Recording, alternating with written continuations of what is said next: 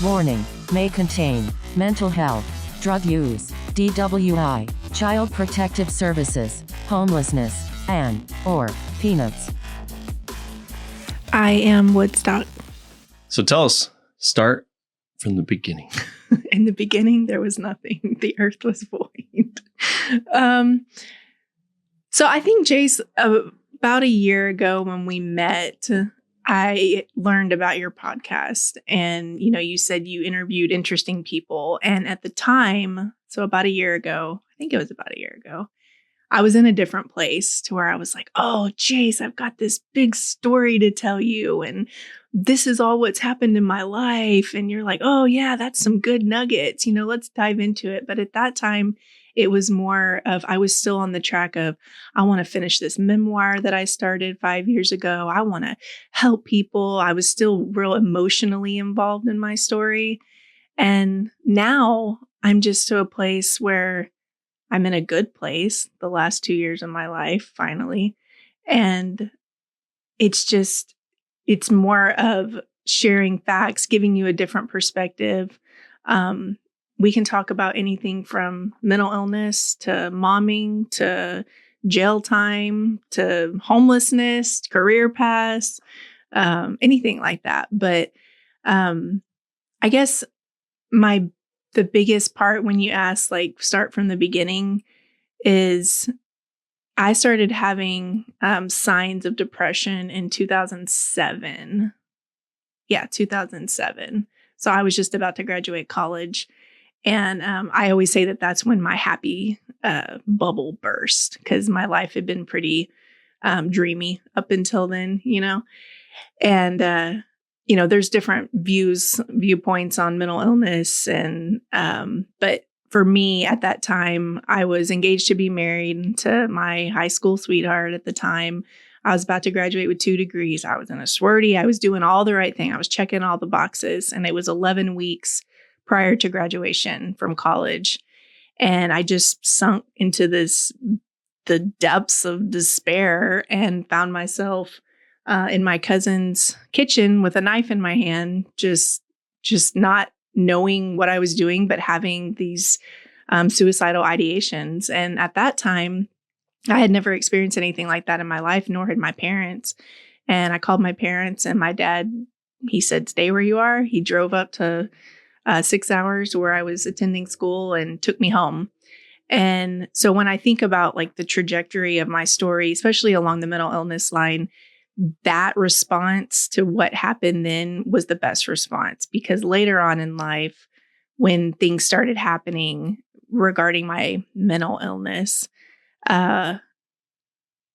different approaches were taken. So he brought me home. He sat with me. We talked through it. I went and got on some low dose Lexapro or whatever to help, balance out the chemicals. And he helped me, graduate or whatever. But later on in life, when this manifested itself, it would have been after I had a surgery to get my tubes tied and an ablation because of some woman issues that I had. And I'm convinced that the surgery induced some type of chemical imbalance, whether that be the drugs that I had or whatever, because I had been so healthy and happy for so many years, over a decade. Not even hardly remembering what had happened in 2007. And at that point, it just started a domino effect of my family didn't know how to handle it. I was having suicidal ideation again. I was a mom, but I never had postpartum. My kids were already 5, 4, and 2 at the time. So we were a little bit past the infant stage. But at that time, it was just, okay, we got to get her institutionalized somewhere. She's having suicidal ideation. So my story encompasses over 10 hospitalizations in different mental institutions. And I will say that having experienced that and gone through it, that the system is completely fucked. It is a messed up system with people coming in and out, drugging people up, getting them stable, sending them out with no kind of proper case management. And then most of them that come through there including myself.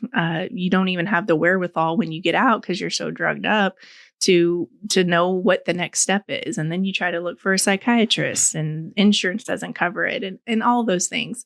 So I think the mental health part is a piece of my story. I did have a suicide attempt in 2017 and almost died. I was in ICU for 6 days.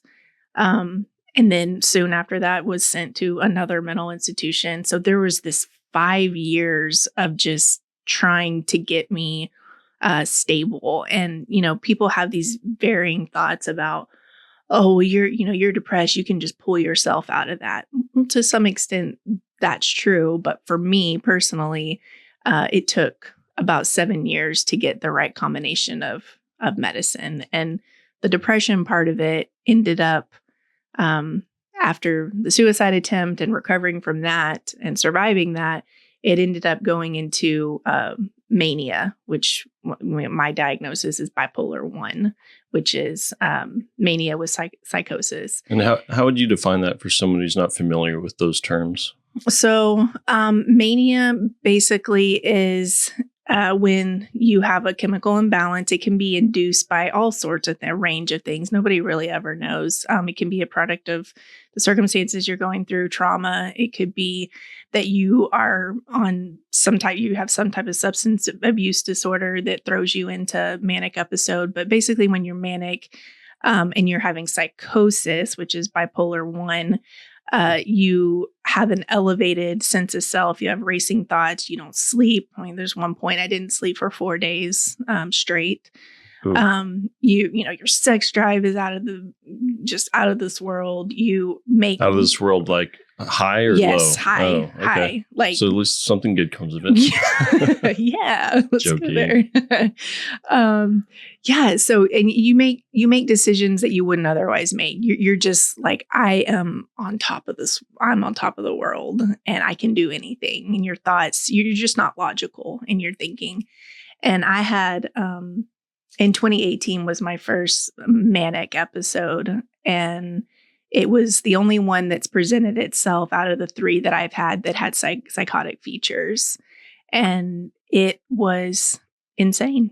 I mean, it was truly, you don't even realize when you're going through it. And then you come out of it. Mine lasted 3 months, which is extremely long for a manic episode. So like for someone who doesn't know, bipolar 2, which is what they call like rapid cycling, was like, oh, you can be down in the dumps for a day or 2, 3 days. Then you get real high and elevated and don't sleep. And then you go down and, you kind of dip up and down, right? Well, mine was just this 3-month long stint of absolute insane events that occurred. It was in 2018, again, after my suicide attempt, and I filed for divorce, moved out, quit my job that I had for, that's another thing, is spending money. When you're manic, you just don't have a sense of, you just make risky decisions. And a lot of people you hear who not thinking about the future at all, I'm sure. Exactly. You're just living in the moment, and you don't, I mean, you're just not thinking about the consequences of your actions, and the dopamine levels in your brain are so enhanced that you're just out of it. I mean, you're not low. You're not on the low end of it. You're on the high end of it. You're just on a high. There were actually times, when you go down and you crash, then I was like longing for that. I want to be manic because it feels so good. It feels so good to be manic. However, during that time of that 3-month stint in 2018, I mean, I'm talking my episode included like thinking I was in the CIA, truly. Thinking that houses in the community that I was living in were mine. People had gifted them to me, thinking that I was going to inherit, or big sums of money were going to be deposited into my bank account. Hence why I quit my job, a really, really stable, great job that I had for 6 years.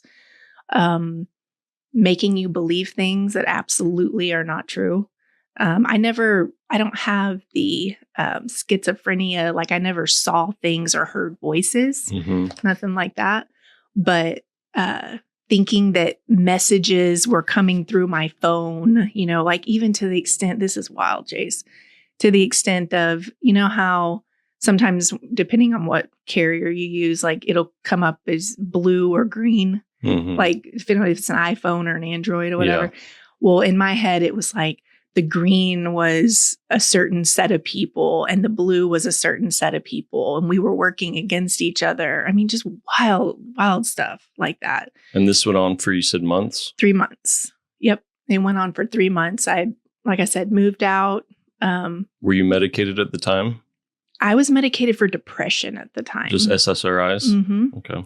Yep. But never had experienced any type of mania. So didn't even know that I, needed that, that was a part of what I was dealing with.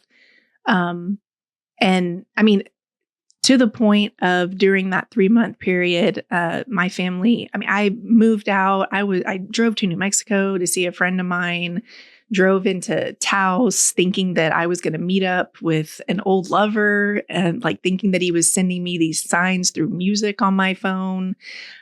Just totally, left the kids with my ex-husband and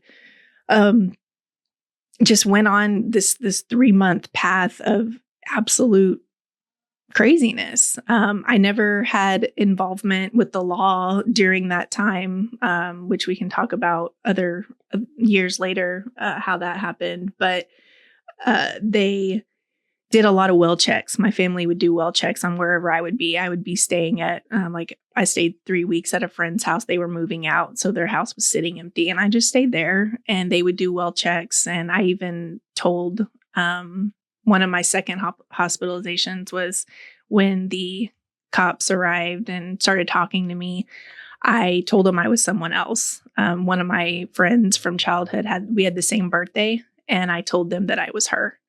And you could clearly see on my ID that it said, my name and date of birth. And I told them that I was her. And then, in those cases, if for people that aren't familiar with well checks, if there's a sense that someone needs to be, is undergoing like an episode or could be a harm to others, which I never was, but you get slapped with that stigma whenever you go through these type of things that you, even if you're only thinking of like having suicidal ideation about yourself, you're immediately a danger to others. So they institutionalize you, right? But even during that time when they institutionalized me, what's your name and date of birth? And I gave them the false name because I believed that. Wild. Can you describe to me what it's like to be institutionalized? What the surrounding is like? What's all I know is through the movies. I think most people have an image of what that's like. What's it really like? Mm-hmm. Yeah, so I can speak to that. It's different depending on where you go, and my take on all of them is they're all fucked. I mean, they're all. I did not see a benefit from any institution that I was in, and I went to the ghetto one in our community. I went to a ghetto one in another community, went to a really nice one in Chicago, treatment centers and all these things. But as far as the actual, what you would call like being institutionalized in a mental institution, it's very much like the movies. It really is. It's got the long hallways, the lights flickering. There are a lot of people who need to be there. Truly that need to be there and that need to come down from whatever episode, but yelling in the halls, cold. I can remember the first couple that I was at. I mean, it was just so cold. You get one little blanket, very much like jail too. I mean, you're just in a concrete block and you get treated like shit. You get treated like you're a no one. They have therapists that come in and don't even look you in the eye when you're trying to tell them your story. They're just trying to prescribe whatever drug it is that they think you need. Most of just by talking to people that were there at the time that I was there in all of the institutions that I was in, they prescribe the same shit for everybody. I mean, they'll just slap you with the, Halidol or whatever's going to honestly fuck you up the most. They drug you up and then send you home with no course of action, truly. Even the one that I went to in Chicago, I was there for 3 weeks and, left going, well, that didn't do anything. Nothing. So it is very, when you think of that, just when you said that the movies, like the movie Gothica, there were several institutions that I were in that were very much like that. I mean, you feel like you're an animal. You're not behind bars like you are in jail, but you're not free to do what you want to do. If you're on suicide watch, you can't even go to the cafeteria to eat. I had zip ties on my shoes. You don't get to wear what you want to wear, depending on, you can't have buttons, everything gets stripped away from you.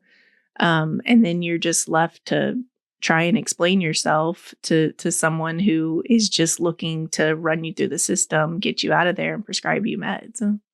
Did you run into anyone that was part of the system that you felt was truly there for the right reason and trying to help?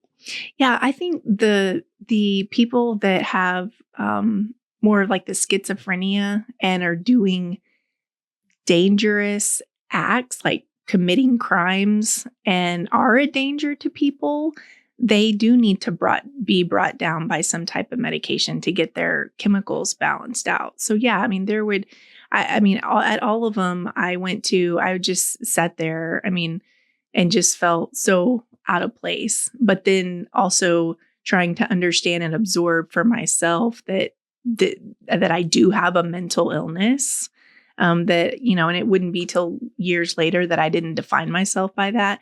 But yeah, I would say there are people, just sitting there and hearing what you would think of like someone with Tourette's, right? And they're just walking around shouting out these, profanity or whatever they're saying, just completely off their rocker, truly. So there are people that need to be there. But again, I don't see, even for those folks that are coming in, I don't see how within you get a 72-hour hold in a psych ward, right? That's court mandated. Usually when you have that episode where I was referring to, where you have a well check and someone comes and then the court determines that you need to go to a psychiatric facility, there's a 72-hour hold and then you can get out. And within those 72 hours, what the fuck are you going to do to somebody who, it took me 7 years to get the right combination of medicine and that was with a good support system and insurance and, meeting with psychiatrists that could really work with me. So these people, and then ultimately most of those people, I don't know what the percentage is, but a lot of them wind up on the streets and then they get into the cycle of homelessness. When was the last time that you were institutionalized? It was 2019. Again, after another surgery. I had a hysterectomy after I had that first surgery. I had ongoing female problems and again, had the surgery and I did not experience an episode like I had with psychosis that presented itself with psychosis like I did in 2018. But that was the first time during that time that I started, like I got arrested for the first time in 2019, which was completely uncalled for. It was 10:30 in the morning. I'd gone up to the kids' school to take, I don't know, a water bottle or something to them that they had forgot at the house and pulled up to my house and boom, it was like a SWAT team, like seven cop cars were there. And I was like, what the fuck is going on? And they pull me out. Apparently there had been a report of someone in the community that said I was reckless driving. They slapped me for a DWI. I went to jail, and and I was not drunk, just put that out there. And it was proved that I was not by blood tests 9 months later that came through. But it took 9 months to get your blood test back? Yeah, so that's a whole nother part of this fucked up story is that, when you get arrested for a DWI, you lose your license, right? So you have to do what they call an occupational license if you want to continue, taking your children to school and working and doing normal human things. And I had to go through that whole process, stand before the court. Prosecutors said that they objected to me getting an occupational license because I had a history of narcolepsy when I was driving, which is not true, not documented anywhere, but they can make up whatever they want.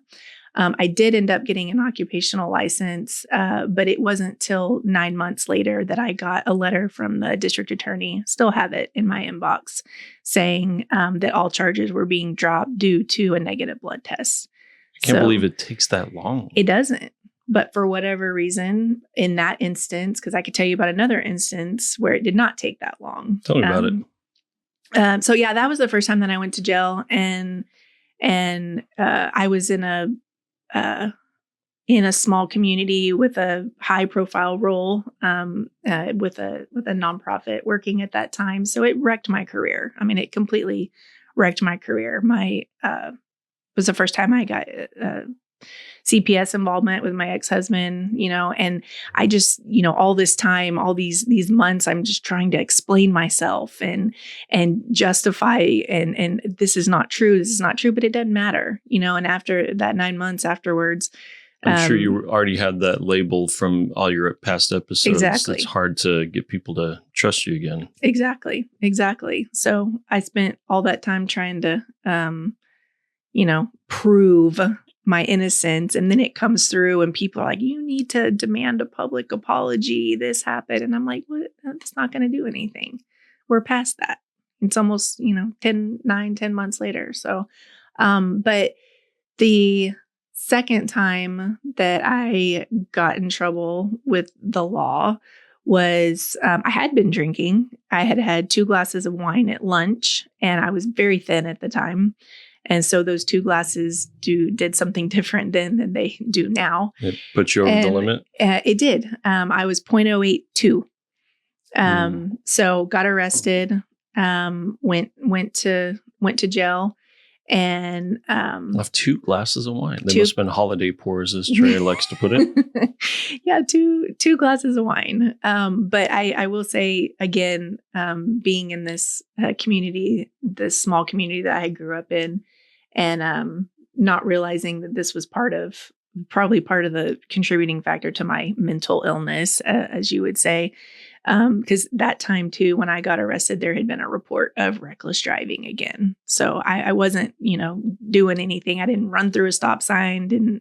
It was another report from who knows saying that I was reckless driving. So that time, that I got arrested, because of my prior history with mental illness, they took me, straight from the jail to a mental institution. The bond lady wouldn't, I had my own money to bond myself out. She wouldn't bond me out. She said, you need to go to another psychiatric facility. So again, just the spiral and the tornado of going in and out of the system. But those blood results didn't take less than 2 months to come back. And then I got put on probation for that. And thankfully, don't have anything on my record now. But was there ever given you a reason why the first one took so long? Never. I have no idea. Okay. I don't think I'll ever know. Could be bad luck. Could be anything. Yeah, could be.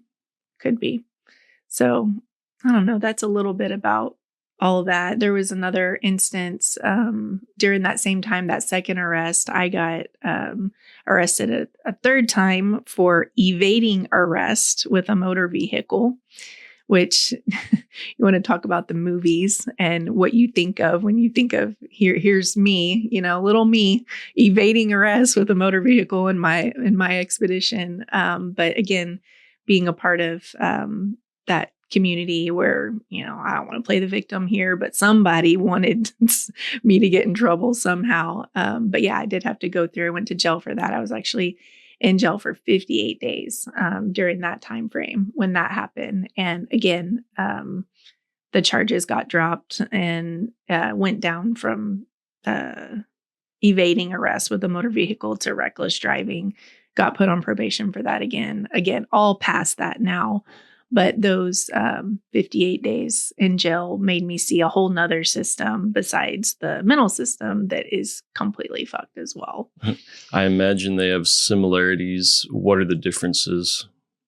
So when you're in jail, you literally have no rights, no voice, no freedom. No one's coming to talk to you. No one's trying to medicate you or figure out what's going on. You are truly behind bars. Did you have access to your medications? I did. Yep. I did have access to my medications. But the crazy thing is that when you get out of jail, you don't get any prescription to continue. So again, what's the point there? But yes, I actually did have access to my medications during that time. I think I met with over video chat because of my history. They had let me meet with a psychiatrist while I was in jail. But, being in jail, you're obviously confined to a small concrete block. You don't see sunlight. The jail that I was in, they didn't have rec time. So it was literally 58 days of being in a concrete block. And I was actually in a cell with 7 other women. We had double bunk beds, and it was spent literally doing nothing. I mean, literally doing nothing and being treated like dogs. I mean, when they come and, feed you your dinner, they open the little tray and slide your meal in there and yell, and then you have to, clean the space, and it's like being a soldier. The only time I ever got out of that cell while I was in there for those 58 days was they did a Bible study. Some folks from the community came to lead a Bible study. And honestly, it was just crazy to be able to walk just further than, from the bunk bed to the bathroom. So they had no scheduled time where you could get out of your cell each day? Nope. Wow. Not in this facility. And even come to find out later on, for the people who did have those privileges, which I don't know why I didn't. I guess there's tiered levels there based on how long you've been there or what the crime was that you're in there for. They don't have an outside space, so their rec space is still a box. It's just a little bit bigger, and they gave you a ball that you can throw around.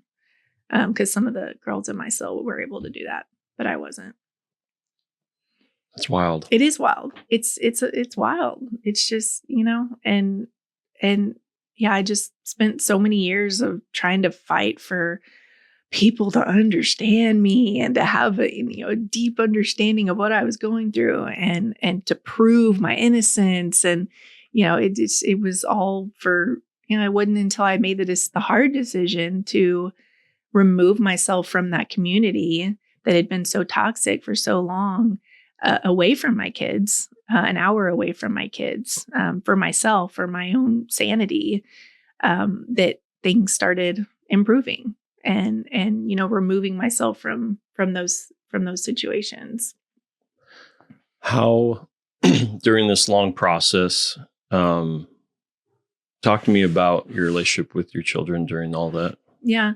So like I said, being pregnant and having kids, them being infants, that was my magical time of life, if you will. Like I said, never had postpartum. When we brought my youngest home, I have 3. They're 13, 12, and 10 now. When I brought my youngest one home, it was 3 under 3 for a period of time. And that really didn't set me off course like it does some moms. I loved it. I was still working part-time, but I got to take, 3 months of a leave with all of them. But it wasn't until the suicide attempt in 2017 when people started stepping in and not letting me be a mom because of what had happened. So whether that had been family members or guidance that they were getting from my therapist, that maybe I just couldn't handle this role on my own. So I'd say there was a little rough patch of about 3 years after the suicide attempt where there was a lot of other people intertwined with raising them, if that makes sense. My ex-husband worked a lot and wasn't as involved, obviously, as he is now. And so the relationship during that time was rocky, I would say.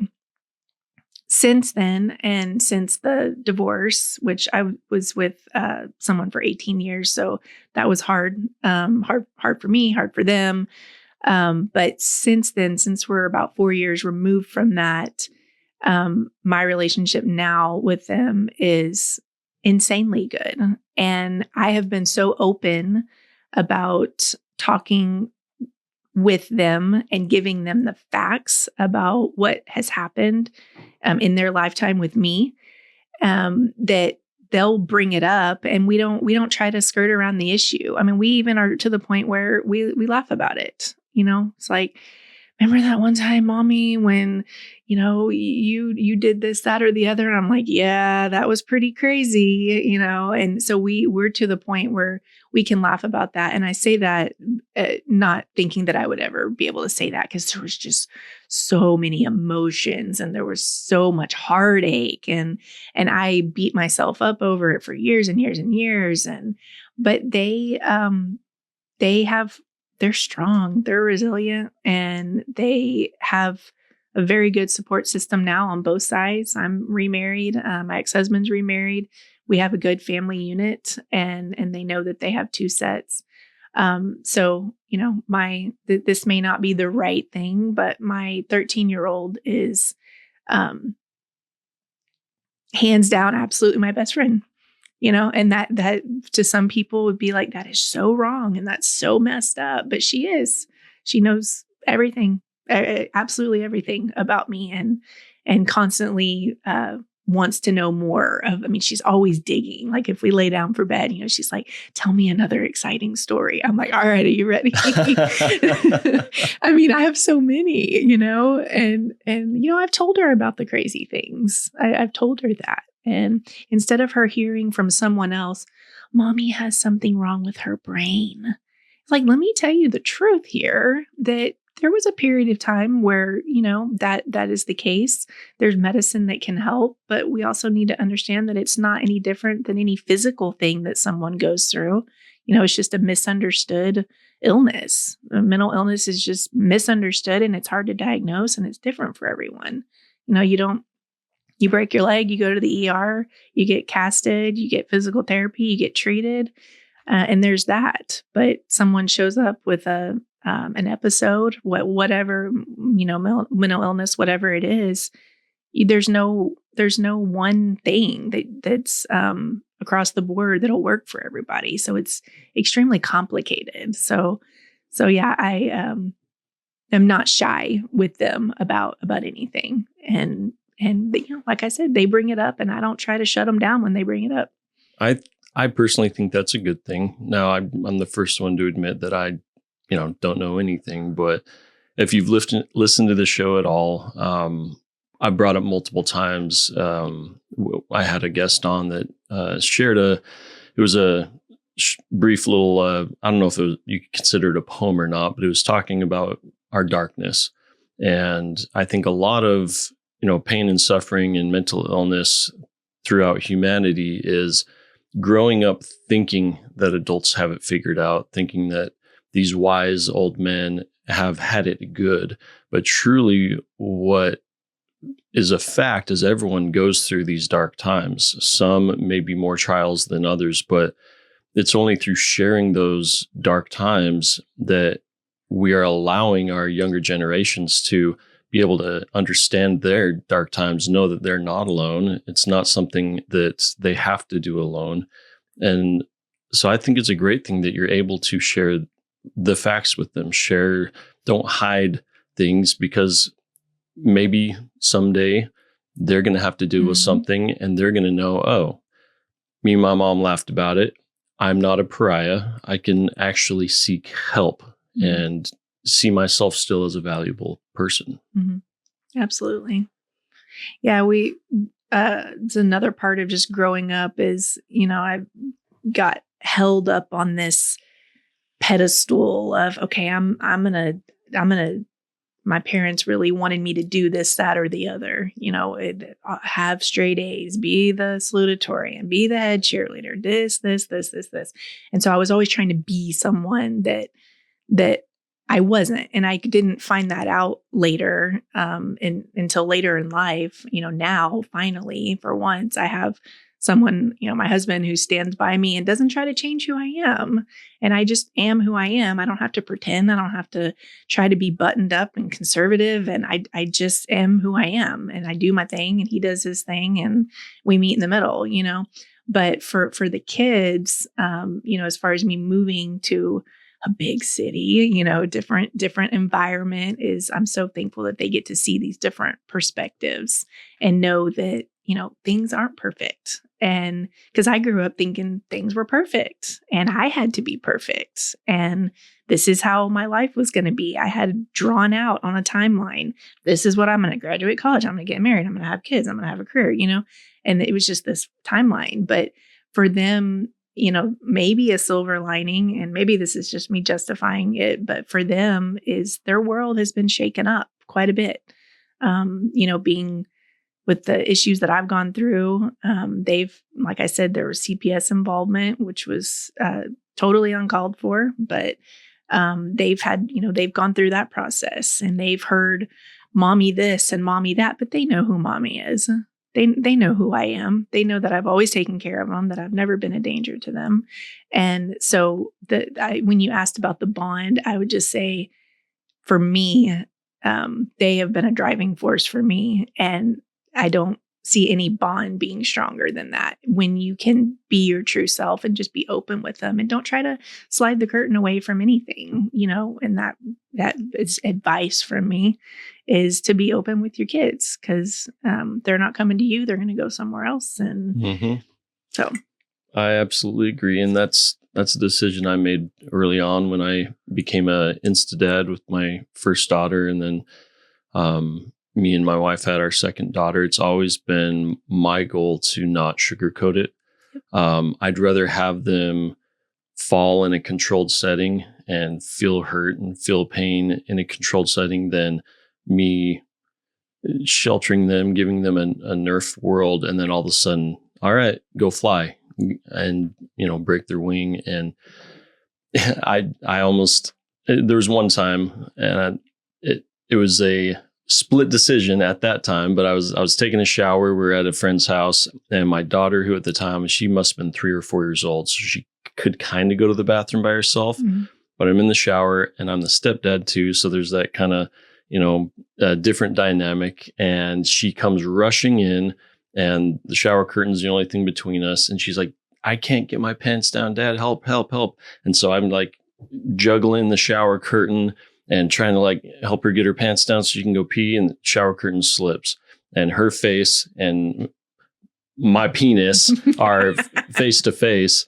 And she goes, "Dad, what's on your kuka?"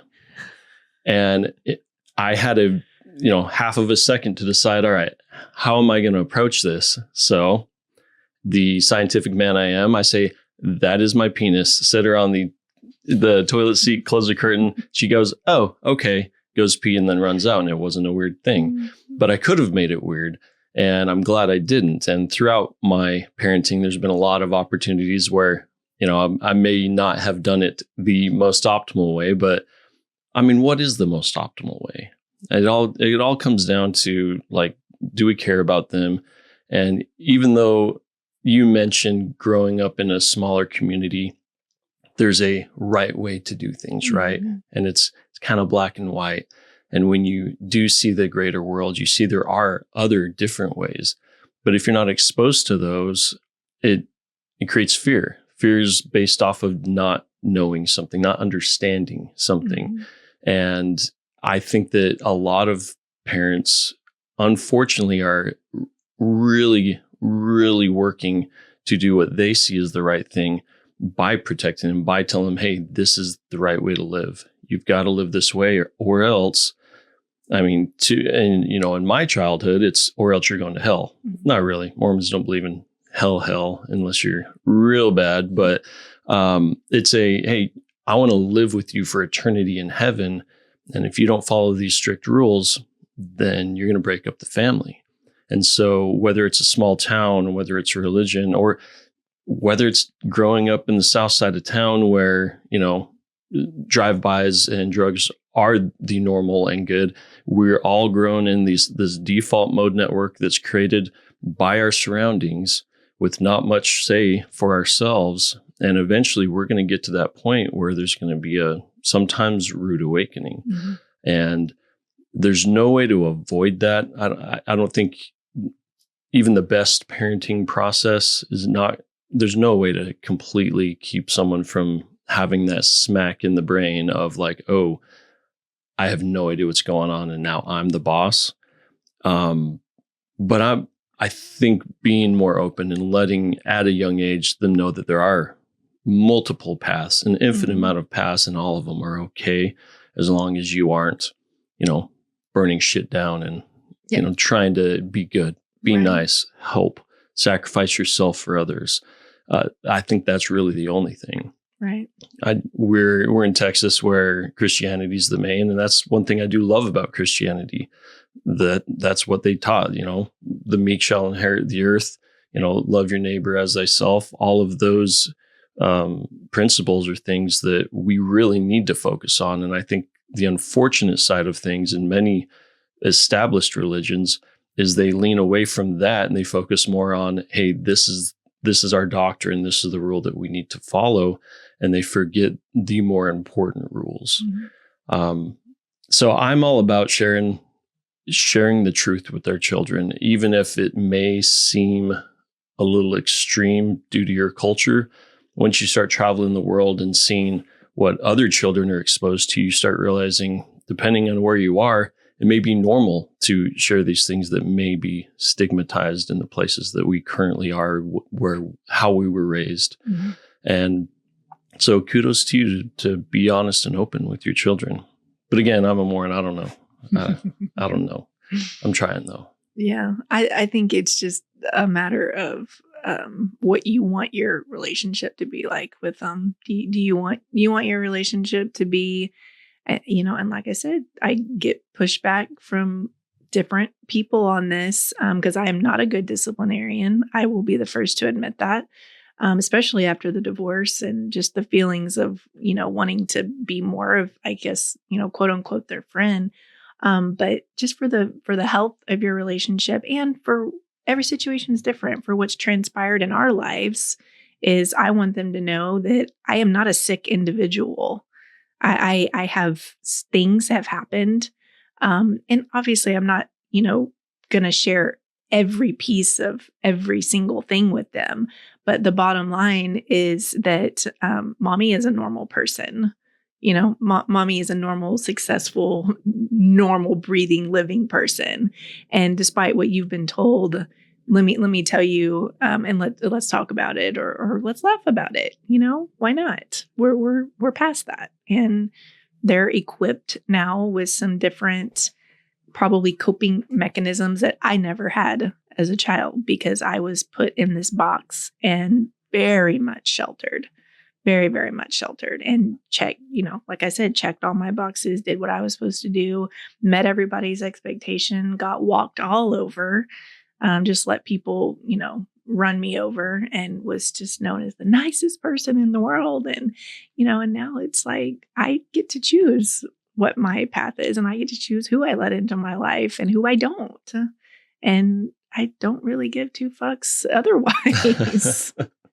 So knowing what you know now, as you said, we've known each other for a year. Other than a brief mention of your memoir, I didn't know any of what we're talking about now, the extent of the struggles that you had with mental illness.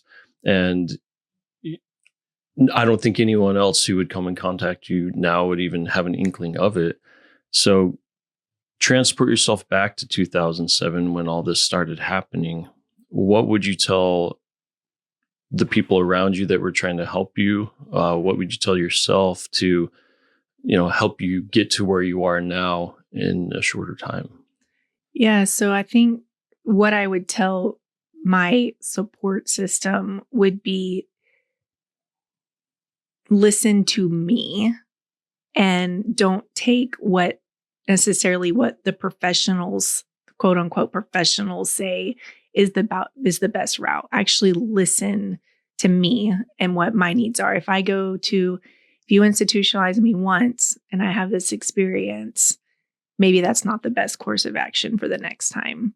Listen to me. And for myself is don't live and breathe and accept that this is my course of life, is that I'm defined by having a mental illness for me, because that's what I let myself be for so long, was just sick. I was told I was sick by my family, by my friends, by my therapist, by psychiatrists. That's who I was a sick individual. When I say that, I mean, mentally, had something mentally wrong with me. And so if I could go back, it would just be like, believe in myself for one, listen to myself and stand up for what I know is right and what I know I'm going through. And, just to advocate for myself, I guess. I never even knew until later on that I had given consent to both my ex-husband and my parents to make decisions on my behalf. I didn't know that's how that worked. So they had the right to institutionalize me. I did not know that until I got a divorce and had to re-sign all these paperwork. And, when I'm getting treatment or whatever, going to the doctor.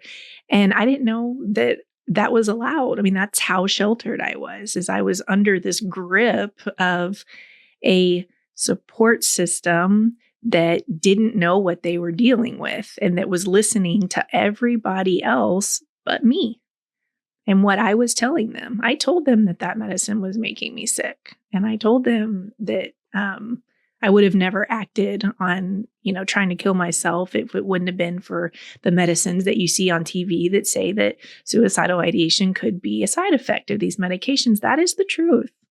Mm-hmm. That is the truth. That is exactly what happened to me. Exactly. And so, yeah, old me would just say, man, fight for yourself and educate yourself on it. And you don't know that you're supposed to educate yourself if you haven't experienced it. Until you go through it, you just don't know what you don't know. But I did not have a frame of reference I just never have until now. Mainly because of my husband, is just stand up for yourself, educate yourself, do something that, further your knowledge on you being the best version of you and what that means for you. Because like I said, I just let people run over me my whole life. And that's what I love about living today. We have access to so much information. Now, of course, the naysayers will say it's riddled with misinformation, but it's better than what we had before, which was nothing. And even the experts will admit that in the line of psychology, we are still so we have a tiny percentage of what we potentially could know. We're constantly changing what we thought. I recently finished a book. My beautiful wife will grab me books from the library every once in a while and tell me I need to get back to actually reading books. And every time I do, I absorb them and tear through them. And this actually fits very well to the conversation. Now, before I get into this, I want to make it very clear that don't do this unless you're educated on it. Like you're saying, educate yourself. But this one specifically was about the use of psychedelic medicine. There was a very well-written story about a man that he was a journalist. He did a lot of wartime journalism over in Iraq and Afghanistan. Eventually was down in Brazil. The name of the book's Trippy. I think it's The Perils and the Promise of Medicinal Psychedelics, I believe is the full title. But he while down in Brazil, had some suicidal ideations, decided to do an ayahuasca retreat. And that led him in a journey as a journalist, taking notes, going across multiple different countries and different styles of psychedelic medicine between ayahuasca is mentioned before, DMT, ibogaine, which is apparently a very huge potential, but also very uncomfortable. But through all of that, it's not the way that we currently do things when you think of a drug. Currently, with, for my understanding, things like SSRIs, things that are in the current, things that insurance can pay for and is legal in the US, it's a daily pill. It's something that's going to continually treat you. And the idea is that you've got something wrong with your brain and you just need to have this constant input, right? We've had a lot of mixed outcomes. There are people who truly do benefit from it and that says it saves their lives. Other people, the opposite. With the psychedelic side, the difference is it's not a take every day. It's a maybe take once, period, ever. Sometimes it's, with ketamine, it's usually, every few months, maybe, or every other month. And the current hypothesis, and again, we don't have the scientific studies to, verify this, but from my understanding, it's the basic concept that we aren't broken. Our brain's not the issue. It's past traumas. The neural networks in our brain have been created through whether it's trauma or a certain, go back to the default mode network, how your brain was just originally structured growing up and living in a society that may, jar that. And so the psychedelic treatment is not the drug itself. It's the experience that you have while being on that substance, being on that medicine, being able to look at yourself through a different lens, being able to see yourself for who you are, being able to remember past experiences that maybe you've blocked out and understand, this is why this thing sets me off, or this is why I acted this way. And a man I met up in Washington that described it as you can take off a backpack that you've been carrying your whole life, examine all of the things that have been weighing you down and choose which ones to keep. Or even if you can't get rid of it in that trip, you can at least understand the weight and the pain. Now, again, I would never recommend anyone rush out and just buy some illegal drugs off the street and do them. But there is a lot of information out there. A lot of information out there with a lot of people who are very responsible and are trying to help others. The fact of the matter is most people only resort to those types of things due to the illegal nature after it's their last call. It's hey, I'm either going to kill myself or I'm going to go fly down to Peru and meet with some shaman, which sounds crazy. But the amount of people who have had a huge benefit from it goes back to, what we were talking about, you being able to go back to your past self and say, hey, believe in yourself, like stand up for yourself, understand who you are, because those are the things that are going to help everyone around you, help you be a better person to other folks. And I'm very excited about MAPS and all these different other programs they have some at Johns Hopkins who are exploring that, which will allow us to take the stigma away. The federal government finally is getting on board to allow research. And I'm hoping that, I don't think it's a silver bullet. I don't think that exists, but it's another tool that we can have to where that just hellscape of institutionalization after institutionalization with no help, potentially making it worse, that may have a different route going forward. And I pray it does. Yeah, it's interesting going back to that. You mentioned ketamine. So, there were points in time during all of those years that I was going through this where I was trying to seek out those. I can remember mentioning there's a place not far from here that does these ketamine treatments, where you get, it's not covered by insurance. So we're not even going to look into that. It's like $700 a pop, something like that. Yep. And I also remember, which is crazy because it's such a cheap drug. It is crazy. I guess it's because they're doing it with a team and they have to support that whole support structure. Yeah. But those outside the box thinking was not a part of my recovery until You said I am one of those people that does take routine medication, and I just always will.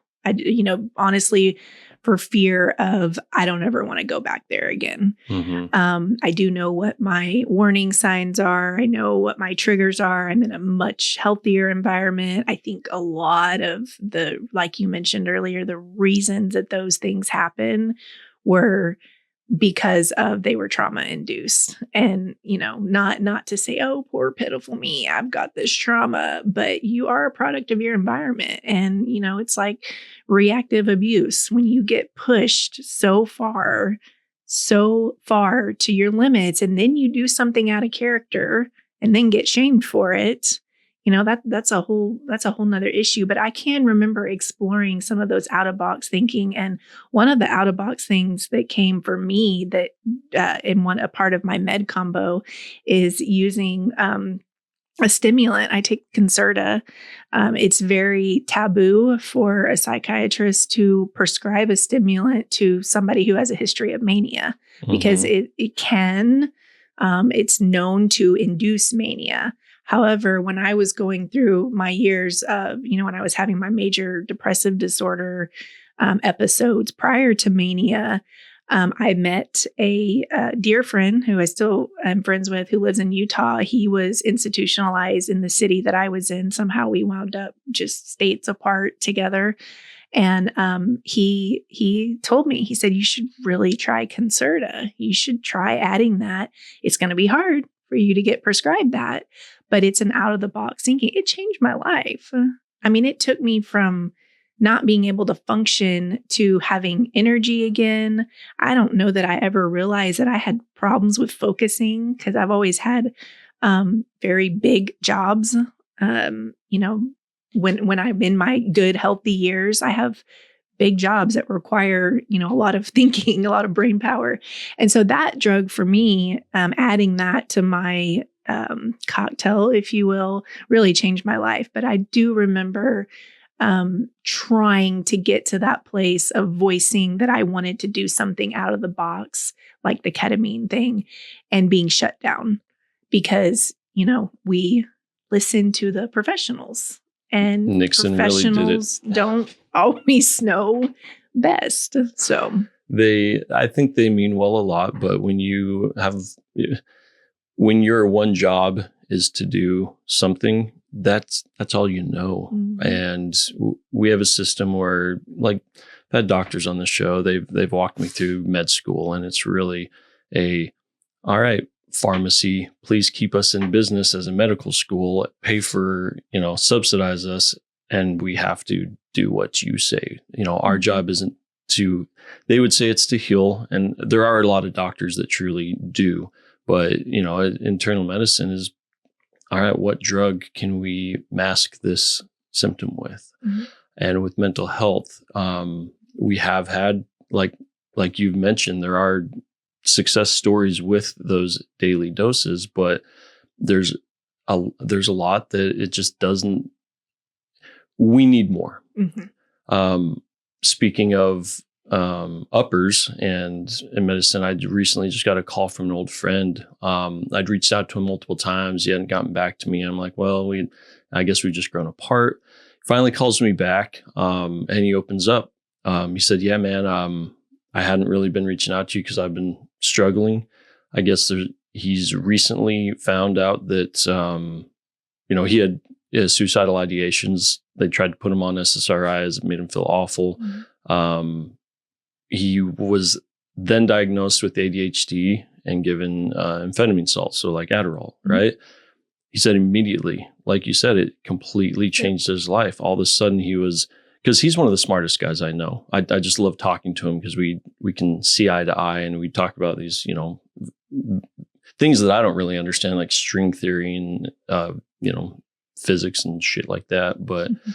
it shocked me because he always seemed like he was energetic. He always seemed like he was on point. He was a high school teacher, like a science teacher, for God's sake. Like he did not come off like a guy that, couldn't focus.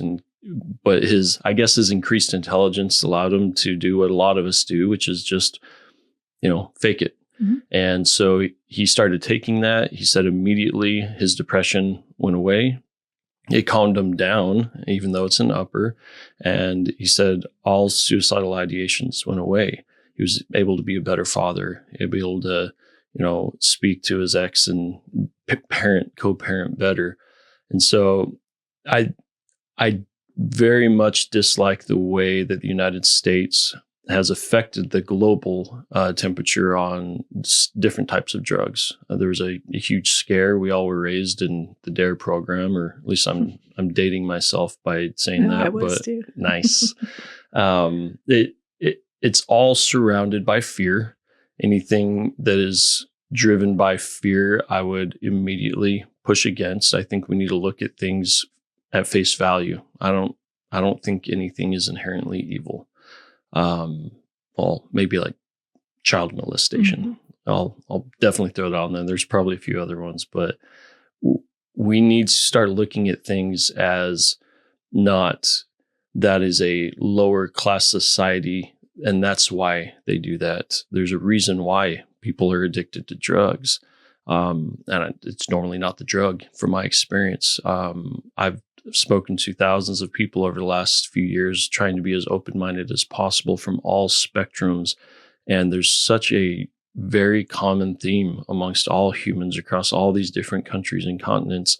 And it's just, we all want to live a good, happy life. We want to have peace, have a semblance of control. And that goes off the rails. And most of the people I've met who have currently are addicted or have recovered from it, they all say the same thing. They were trying to cover up a pain, a mental illness of their own. Mm-hmm. And we don't have labels for everything. In fact, we had someone on recently that we were talking about autism. And according to the chart, I could be autistic. I've never gone to a professional to be diagnosed by it, but based off of that chart and kind of thinking through it. But what does that even mean? Like, we've changed the definition of autism to where Asperger's isn't a thing anymore. It's just a 3D spectrum of all these different things that we consider neuroatypical. But what's that even mean at the end of the day? I think right now we're having a renaissance of understanding about going back to sharing our darkness. More people are sharing their darkness, being okay with their darkness, shedding light on it. And you can't have darkness when there's light, right? And so we start destigmatizing these things that I grew up thinking that made you a weak person, that made you a lesser person. You're of lesser stock. You weren't raised right. Now I see it as, oh, that's me in a different situation. That's where I would be had I had the same inputs. And when you start thinking about it that way, the world opens up and you're like, oh, well, why would I stigmatize ketamine just because it's illegal or it's labeled as a horse tranquilizer? What is it? And when you start looking into it and truly reading it, I sat there for an hour with a friend, like reading through all the different levels of what ketamine can do. And it's insanely powerful in a positive way if used correctly. Mm-hmm. If you're doing it the right way. Dose setting is the mantra of the psychedelic realm. The responsible side, obviously there's those people who just want to take 5 tabs of LSD and see God. I'm not sure that's a bad thing. I'm not suggesting it. But it definitely gives me hope going forward, because the more people I meet who are willing to share their darkness with me, I'm just seeing that we're all in the same boat. It's just some of us are better at hiding it. Some of us have a better support system. And, I'm not convinced there is a neurotypical. I think everyone's just we all have our strengths and weaknesses. We all have our different traumas. And once we start recognizing that, then we can all, what's war but fear of the other? Yeah. Yeah. I think it's just about opening up the conversation. Honestly, we're, humanizing the issue, whether that be, whatever issue it is. I work in the homelessness sector. And so we're on this journey of humanizing homelessness, humanizing mental illness, humanizing being a mom, whether you stay at home or you work. There's all these different aspects of it. But one thing you said when you're talking about people that you have met with, all these thousands of people that have these substance abuse issues, with mental illness, you'll find if you continue learning more about mental illness is more so than not, you do have a co-occurring disorder, whether that be alcoholism or drug abuse. And thankfully, I did not have either one of those. I have not struggled with that. But for those folks, I cannot imagine their darkness having a mental health crisis coupled with a substance abuse or some type of addiction. That is something that if I sat with someone and talked to, I would just say, you are just so brave and so strong because it's enough to try to survive and manage a mental health crisis. Couple that with something else. And that is pretty mind blowing to me and something that I admire for those people. And I see it a lot with, in my line of work with people experiencing homelessness. There's a lot of people that have those co-occurring disorders that are on the streets. And then you hear the success stories of them coming out of it. And that to me speaks volumes of a person, especially because when you're on the streets, you're not getting the proper help that you need, obviously. So my journey looks so different than so many people that have the mental illness coupled with something else, which, like I said, thankfully I don't. Yeah, I don't think it's at 100% because nothing is, but I'd say most people who are addicted are driven to it through whether you call it mental illness or just pain from trauma. I think it's all kind of rolled up in this same ball. And, I've spoken about it a few times. One of the people on the show, Casey Mitchell, I believe she was the president of the Portland Psychedelic Society, shared her experience of seeing someone who is deep in the throes of heroin addiction, met that person, saw them in that addiction. They went down to Mexico, did an ibogaine, followed by DMT treatment, came back. It was a completely different person. And it's all tied around to, our neural network, our ability or inability to see the world in the way that as a human, we should be able to see the beauty. I myself have experienced psychedelic experiences. The very first time it was a kind of a cry for help. I did it with my brothers. It was soon after my mom had passed away. And it was one of the most jarring, dark at times, and incredibly uncomfortable experiences I've ever had.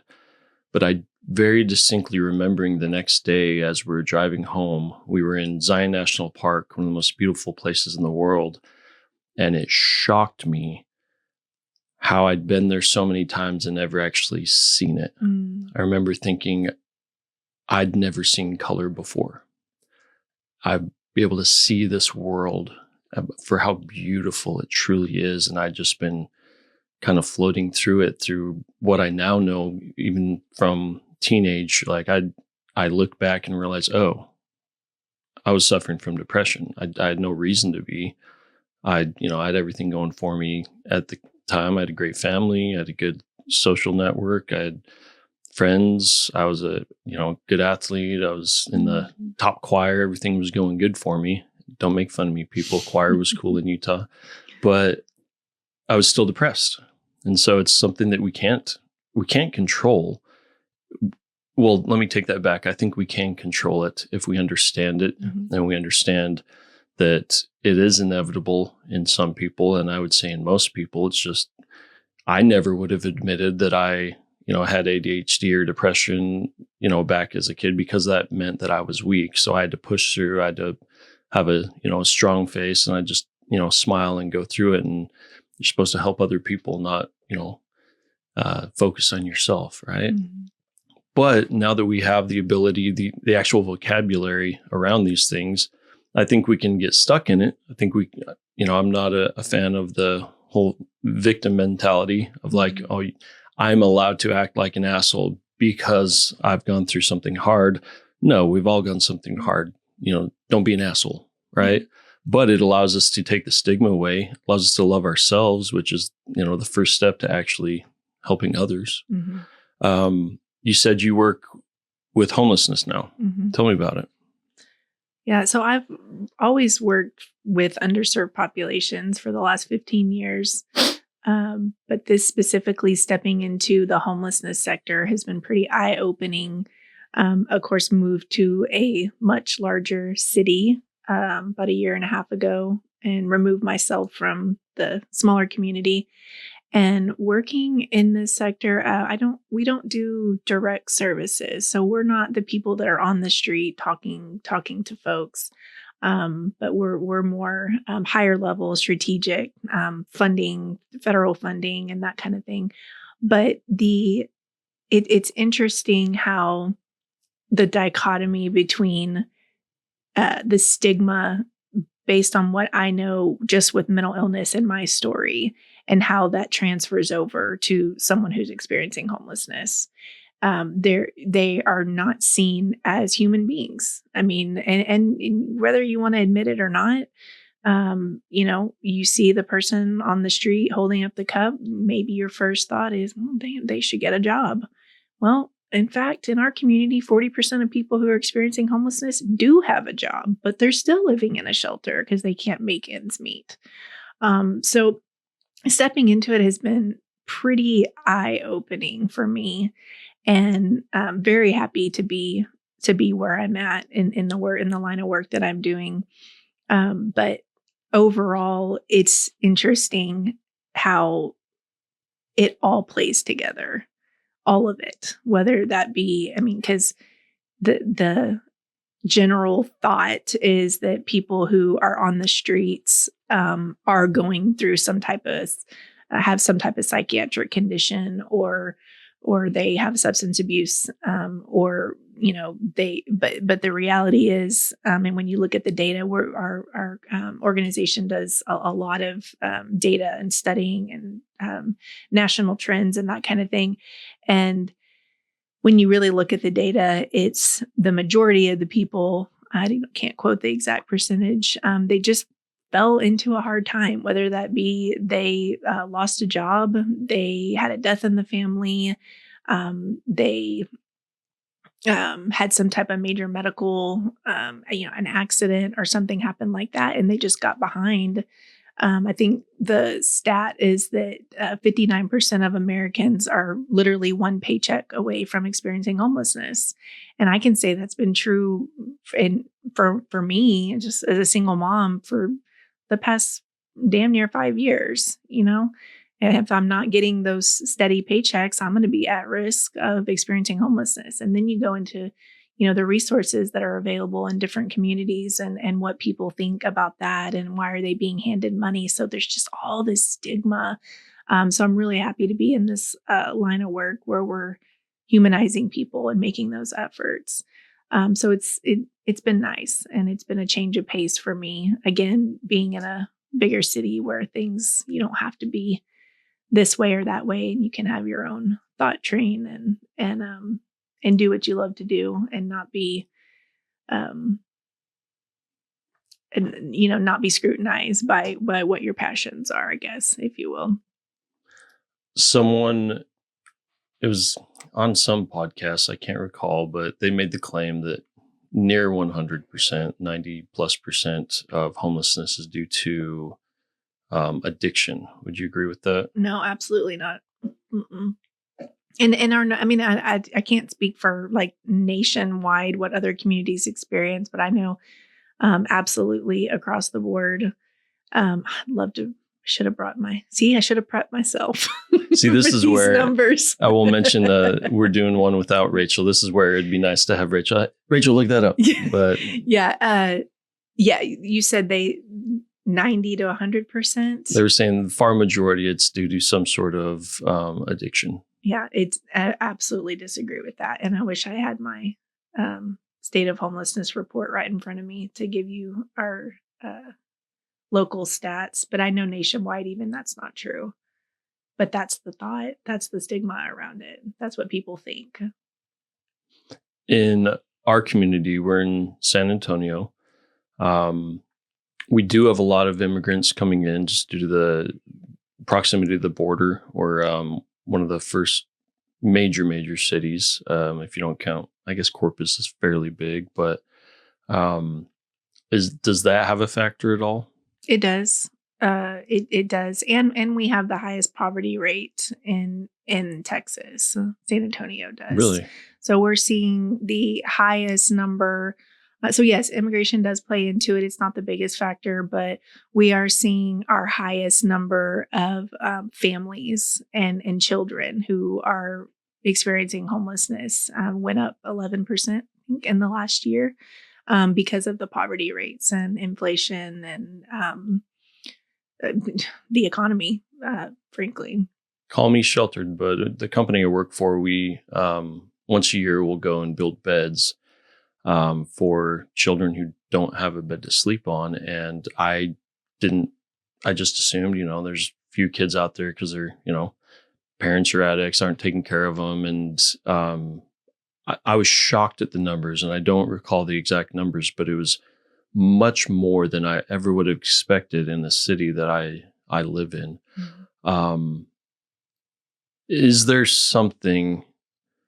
I mean, you're doing it right now. That I was going to ask: is there something that can be done to speed this up? But what do you think? If this gets out to everyone in the city or what nation? What's something that the average person can or should understand and could potentially do to, start curing the actual problem versus just putting Band-Aids on it? That's a loaded question.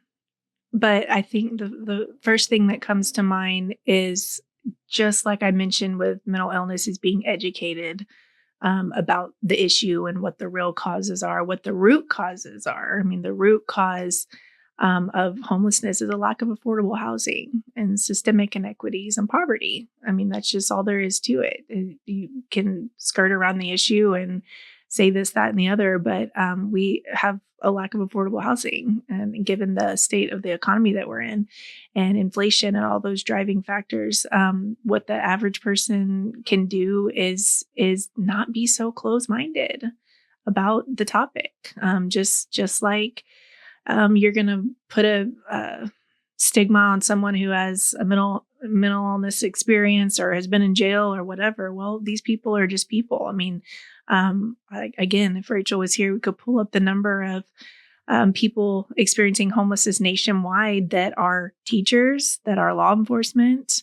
I went to a conference last year. So you're saying homelessness, people who are working in law enforcement and as teachers? Yes. Went to a conference in Colorado, and there was a presenter there from New York that was giving national statistics, and it was a percentage, which is wild. You would just never think. These are educated folks who are actually living in a shelter or living in their car who have law enforcement or teachers. Those were the two that I remember. And we have people at our organization. We hire people who have lived experience with homelessness. And two of our staff members, unbeknownst to us, in the last year have lived in their car for a period of time. And I'm like, well, how did you shower? How did you get their story as to what happened? Yeah. One of them was her father died. She had been living with her father in the home, and something happened with the estate. There was some family turmoil, and so she did not have that place to reside anymore. And she was one of those ones, like me, living paycheck to paycheck, and didn't have the money to put down a deposit on a place, didn't have the support system to help her financially with that. And so she just decided, I'm going to put things in storage and I'm going to ride it out and go to the shelter in the morning and take a shower and go to work and act like nothing happened or nothing's going on with me. And then slowly, we do have one of the largest shelters in the United States here in San Antonio. Haven for Hope, and they house almost 2,000 people nightly at their facility, and you can go there. You can get case management services and those kind of things, or if you just need to go take a shower. And there are stories like that, and people don't realize there's stories like that. I'm talking about our organization as being a lead organization in San Antonio, and we pay well. We pay well, but we still have one of our employees that's been sleeping in their car. It's unfathomable, honestly. When she told me, I was just like, I can't believe that. Why didn't you tell me at the time? But it's shame, and it's the stigma and everything that goes along with it. Of these 2,000 people, specifically that shelter, but much more across the city, how many is it just hey, I need to get back on my feet? And how many is it a chronic, they're going to probably need that assistance for the rest of their life? So last year when we did our national count, so we count people experiencing sheltered and unsheltered homelessness in our community. Unsheltered meaning places not meant for human habitation, on the streets, under bridges, that kind of thing. And then sheltered being residing in shelters. So we actually have our event coming up in a couple of weeks where we go and we count those people, zones across San Antonio. And chronic homelessness last year during our point in time count data was 18%. So out of the 100% that were counted on that single night, which is our best, even though it's only a single night's data, it's done during the last 10 days of January during the colder months. So we're trying to get the best snapshot, because people are usually more in shelter than not, like in summer months. But yeah, so your question about chronically homeless was 18%. Okay. And like I said, the ages, children and families are our fastest growing population, which again, you just wouldn't think of that. But they have seen more increases in families in the last 2 years due to the rising rents and inflation. And so maybe the statistic of the 90 plus would be the chronically homeless that are like, that would make more sense, that they're, it's much harder to hold a job, to go through society. I have a brother-in-law who's diagnosed paranoid schizophrenic, and he doesn't want to tell people that. So there's been an instance where he was in the bathroom. They have a no cell phone policy at work, and he's in there talking to himself. So they thought he'd brought his cell phone in. He didn't want to explain the situation, so they fired him. And he would be on the streets if it wasn't for family, right? And I love that guy. He's very kind. He's very helpful, and it's something that he doesn't have control over. We evolved in smaller communities. If you look at civilization throughout the years and years, and depending on your belief on how this world was created, for millions of years, we kind of separated out after you reached a few hundred people. You ended up starting up a new tribe, and there's a separate community. And I think part of the sickness that we have is just the crazy density that we have. We're sandwiched amongst millions of people. Most we don't know. And you don't treat people the same way if you don't know their story. Mm-hmm. You can't know everyone's story. Mm-hmm. And, we try to make sense of things and generalize. And, of the people who are homeless, like you said, get a job. I think there are a percentage of them that they're, I know people who, whether a gambling addiction is your choice or not, they don't have money and can't afford a place because they blew it all on gambling. Others, they blew it all on alcohol.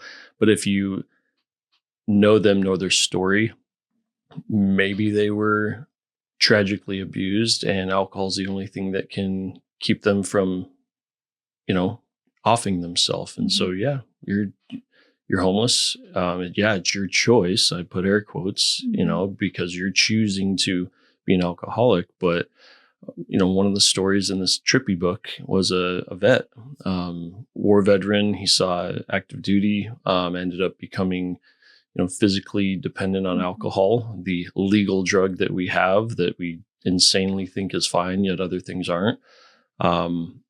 The description of him coming off of that was violent hallucinations and seizures for days on end in order to wean himself off of alcohol, the, again, legal drug that we can get when we're, in some countries, teenagers, here 21. And the only thing that saved him was MDMA, another Schedule I drug that is seen as a waste to society. So my hope, and one thing that,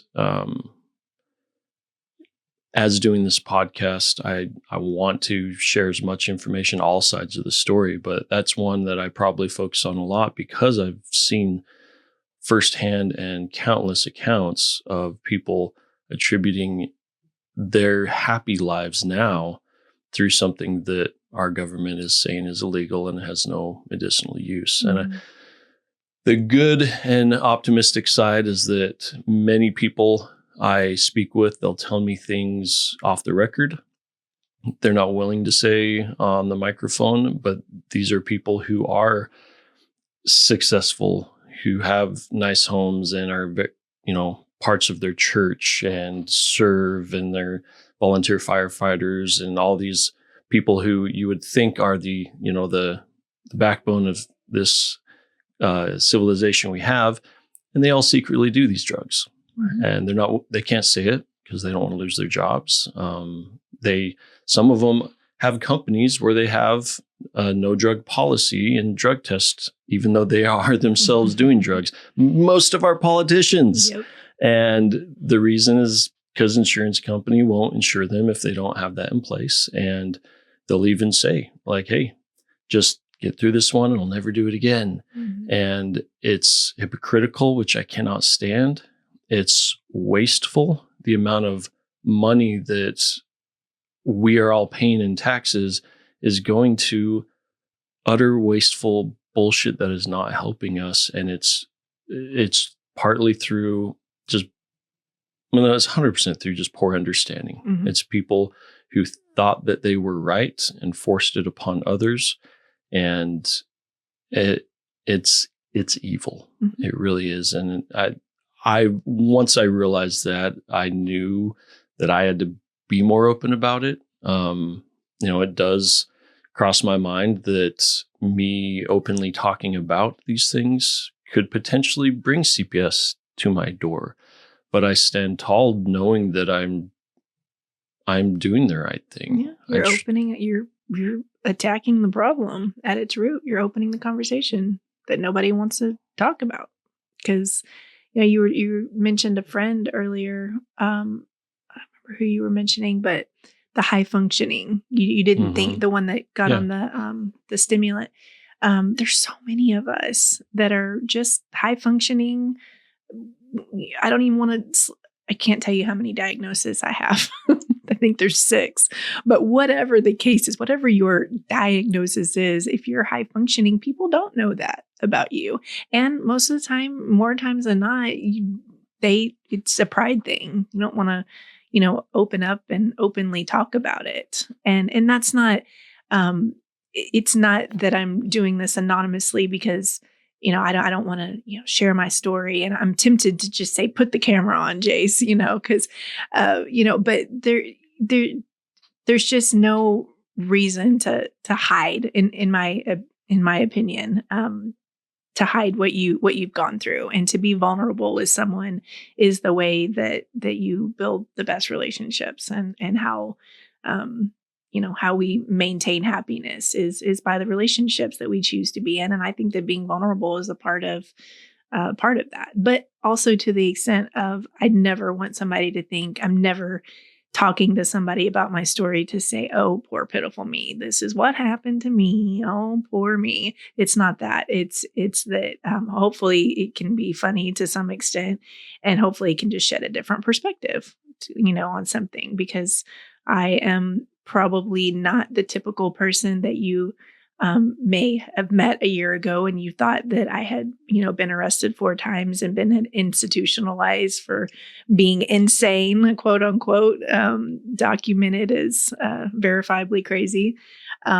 So, it's just the stigmas around all of it. Thankfully, I am educated and I had a good upbringing and have some things going for me where I don't get those stigmas. So for the folks that don't have that, that's another whole nother layer of heartache for them that they're going through. Well, we do know that generational trauma, it sounds woo-woo and weird, but the more you learn about it's a thing. Mm-hmm. It does affect us. We have a grandparent that went through an extraordinary amount of pain. Due to that, they treated their children in a way that caused pain to them, and it trickles down. And I'm so grateful for my dad because he is one that broke that cycle. And my main goal as a father is to continue what my father started, having been raised in a violently abusive home with an alcoholic. And then I talked to my father later on. This is a few years back. I got him sat down on the microphone, and he shocked me when he said that he forgave his father, and he forgave him because he understood him. Mm. He had experienced his own physical pain, and he was able to find something that could help him where his father couldn't. The only thing that could help him was alcohol. And as we know, if you become addicted to alcohol, you become a complete other piece of shit. Mm-hmm. And mm-hmm. But if that's your only option, that the empathy that comes through, the potential empathy that comes through experiencing psychedelics is one of the things that I think it's most needed. I've had friends joke that we shouldn't be able to elect someone unless they've used mushrooms before, right? And if you've never used mushrooms or illegal drugs, you think that's crazy. No, that's the last person we want. But once you've gone through it, you're like, no, those are the people who actually would care about their constituents. Mm-hmm. Those are the people that would do things for others. And I'm not saying there are sober people who don't, because there are, and I know a lot of them. My father's a good example of that. But we need to take ourselves out of our own little boxes. Yep. Give people the benefit of the doubt. Obviously, we need to, hold people accountable for poor decisions. But Biden just commuted, I believe, 2,500 sentences and either changed them to a lower, to the current law. We have people who were locked away for a lifetime due to possession of marijuana, which is now legal. Even in Texas, you can get a CBD drive THC from your store. Yet we still have people who their lives were destroyed. If they had children, all of a sudden that kid is now dealing with that generational trauma due to something that today is legal and there's no social stigma against for the large majority of the population. And so we can take that as an example and start applying that to mental health, people who, whether it's schizophrenia or something like ADHD, which apparently half the people in the world have now, thanks cell phones, and everything else. If you believe RFK, it's vaccines. I don't know if I do, but many people do. But as long as we're talking about it, being open about all of the potential benefits to things that we've up till now stigmatized, I think we're moving in the right direction. And I truly do believe that this is the best time to be alive on the face of the planet. And the dark, scary shit that's happening across the world, because it is, may make it seem like it's worse, but I think that's just because we're far more educated than we are. And by educated, I don't mean a college degree. I mean actual information about what this world is. We are the most educated population in the history of humanity. And now we have AI that hopefully hopefully as a society, we can build into a positive tool. I've already spoken to multiple people who can afford to do talk therapy because it is very expensive due to time constraints. And they have this AI model that I've read accounts online of hundreds of different people that said, this is amazing. I have not a person, but something that can give me some positive feedback and help me see myself for who I am. And that's a miracle. Mm-hmm. A little tiny box in our hand is helping us see ourselves for who we are just by talking into it. Like, really? Mm-hmm. Like, that's amazing. So I don't like when people are pessimistic and say this is awful and that, we're in decline, because if you look at the actual data, yes, we do have a lot of homelessness. Yes, we do have a lot of addiction. Yes, we do have a lot of issues. But if you look and compare it to past generations, I think we are very much going in the right direction. And I think the belief in that, the faith in that, and us acting towards that and being kind to each other is only going to accelerate that. Mm-hmm. Yeah, I agree. And generationally speaking, back then it wasn't talked about. It wasn't diagnosed. It was just they're having a mental breakdown. Or it was the devil or yeah, whatever. Yeah, exactly. Something like that. He must have been a sinner. Yeah, exactly. Yeah. But yeah, I agree with you, Jace, in that, I've talked about my journey and yes, I do take a daily dose of medication to help me, but I am absolutely not in support of big pharma and all of those tactics. And I do hope, like you've said, that there can be more education surrounding things like psychedelics and ketamine and like you said, going to Peru. And that sounds so crazy, to do whatever you were saying earlier about, just the different methods and tools that you can help yourself other than medicine. I got in a really bad car accident about 6 months ago, almost died. And my husband had not gone to any doctor appointments with me. We only been together about 2 years, but he took me to some of my doctor appointments because I couldn't hardly walk. And, sitting there and they go through the routine question, what medications are you on? And he's just sitting there, just wide-eyed, just like, oh, I had he knows there's pill bottles sitting by me, but he's just sitting there wide-eyed, like, oh my gosh. And then, we have a follow-up conversation of like, you don't need that. You don't need that. But still, like we talked about before, there is this fear because of past experiences of what could happen and me not wanting to go back to that.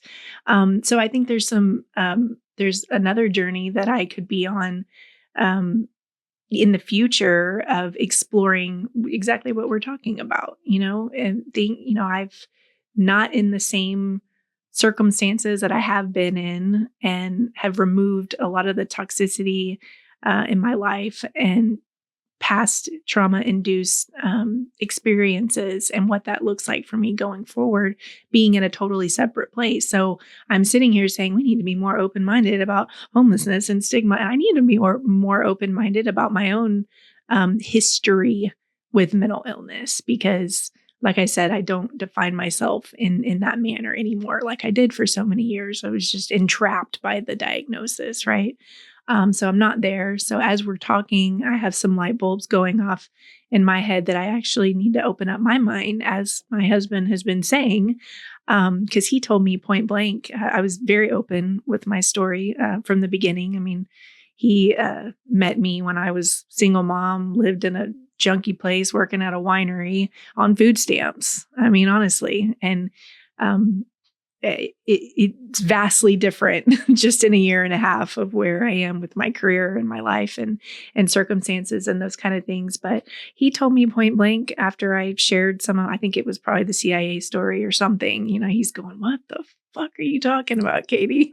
Did that really happen? I'm like, yeah, it really happened. But anyways, to say that is we're going through these conversations and he's listening. I haven't touched on the trauma related things that could have induced these manic episodes.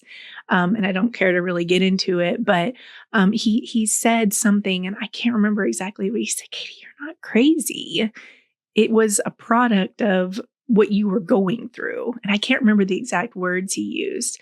And for me to hear that from this is the first time it's the first time that I've ever heard from someone like affirming my own thought that I'm not crazy, but he affirmed it for me.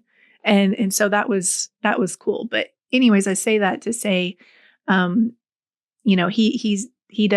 he's had his own experiences with, depression and those type of things, but he's not one to go on this, I need to be medicated and I need to take these diagnoses seriously and yada, yada, need to be in daily therapy and all that kind of thing. So he's kind of been silently encouraging me in that way to start thinking in that direction. And as I'm sitting here talking to you, I'm thinking that might be a positive direction too, and encouragement to myself to open my mind up a little bit more for those types of things.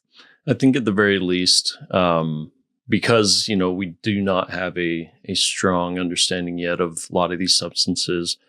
The only way that I would firmly suggest actually going through with something that is illegal and is not actually known as well as if it's your last straw, or you've done extensive research. The good news is a lot of people do it on the black market. You'll probably be shocked about how many people that that you'd never imagine that on every other weekend are doing mushrooms or are at the, out in the park or hiking on LSD or getting ketamine treatments or self-administering ketamine. And these are very successful people that the only reason they're not talking about it is because of the stigma and the illegality. But again, the number one thing I want to make sure people hear is that there is help somewhere. Ask for help. Use the online resources we have. Type in questions into whether it's ChatGPT, follow up on sources, because ChatGPT is crazy sometimes and it gives you completely wrong information. But if you read 1,000 accounts and 900 of them are saying the same thing, you can start to kind of see the trend of like, all right, this is something that I would feel safe doing. Who can I talk to about it? There are societies like the Portland Psychedelic Society that has actual documentation of how you can prepare yourself for it, get the right dose, get the right set, the right setting. There are actually organizations that are religious organizations, even here in Texas, but all over the nation that you can go to. And they are cost prohibitive because just the amount of time, as it was described to me with one of the wonderful women I spoke with, that she runs a psilocybin church. It's not a psilocybin church, but it's a church that uses psilocybin. She could have a 12-hour long session with someone. And so it is cost prohibitive. And that's why a lot of people use it just recreationally, find it through the black market. I don't recommend that because you are, breaking the law. It frustrates me that is illegal, but we do have some cities like Denver who's decriminalized naturally grown things like mushrooms and marijuana. So there are resources to do it legally. Just, I think anyone who's listening who is looking to do that, whether they're on their last straw or it's something they just feel it could boost their life, start talking about it with people more. And I think you'll be surprised with how many people who have experience and could, help you and coach you, because we like to talk in generalizations, but each person has their own needs and their own story. And sometimes it's just someone to talk to is all we need. And other people may need a little bit more help tracking down some of that past trauma or current trauma.